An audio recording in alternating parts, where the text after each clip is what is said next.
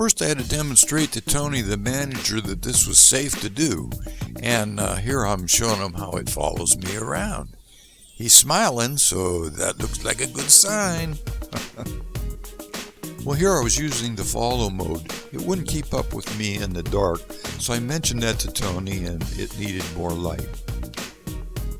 Well, knowing my experience in here with helicopters, segways, airplanes, and drones, he first said no.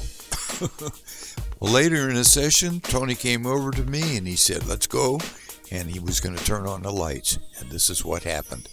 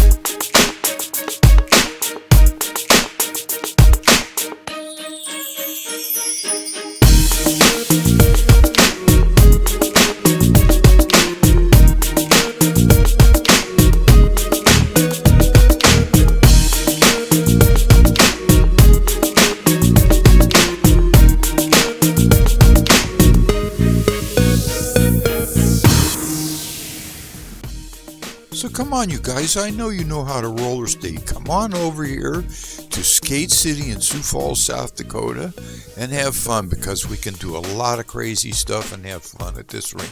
Birthday parties, you name it, it's here, and we got good pizza.